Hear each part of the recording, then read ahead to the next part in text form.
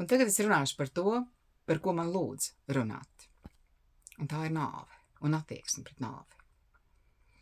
Un mums nevajag Helovīnu, tas ir kaut kāds pretdabiska lieta, kas nav raksturīgi mums, nepavisam, bet mums ir ķekats. Un kas mums liedz? Un tad atcerieties, nāve ķekatās bija tāda sašļukusi garatīva tante ar izskapti. Vecā lakatīnē, nošņurkušā vecā jaciņām. Tas tāpat, kā mūsu pasakās, bērns vienmēr ir bijis smieklīgs. Nu tad kāpēc mums jābaidās no tā, kas tik un tā būs?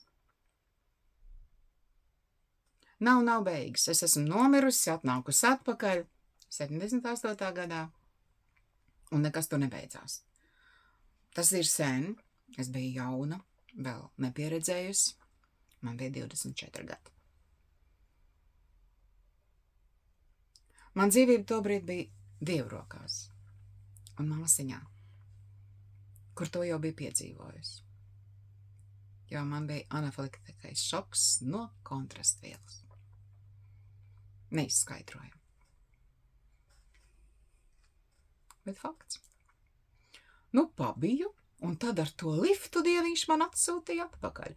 Es tāda vīlusies, tai kušetē atmodos, visi tie ģīni virs manis pārbijušies. Mans ceļojums ilga īsu mirkli. Bija ko padomāt. Ceļojums man bija ļoti vajadzīgs, jo man bija jāiepazīst, kā tas ir, jo pēc pusgada man vīrs saslim ar vēzi. Un sākās cīņa. Cīņa par dzīvību un nāvi. Arī toreiz bija dīvains sapnis 3 naktis pa kārtu. Parasti cilvēks būtu pārbijies. Es kāpu augšā uz guļamistabu. Nebija mums nekādas guļamistabas, viena maza istabiņa. Vecpilsētā ar augstiem griestiem. Es kāpu augšā, gultā vīram blakām guļ melna sieviete. Es viņu nogrābju aiz spranda, pārlaužu, iemet ragaviņās un pa Durbas ielu pa Slapdraņģi eju un iemet ventā. Un šitā 3 naktis pa kārtu.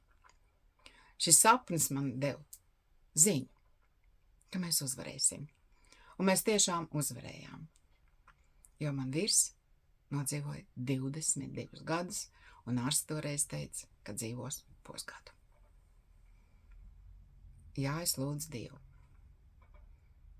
Un man arī tajā laikā piedzima meitiņa, un ziniet, ko es lūdzu? Mīļais Dievs, ļauj manam vīram nodzīvot tik ilgi, kamēr izaug mans bērns. Un tad, kad viņš aizgāja, viņai jau bija 21. Tāpēc tagad lūdziet to, kas jums ir pats svarīgākais.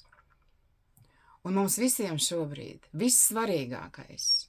Dievs lūdzu dod spēku Ukraiņu tautai uzvarēt. Paldies un amen. Atā.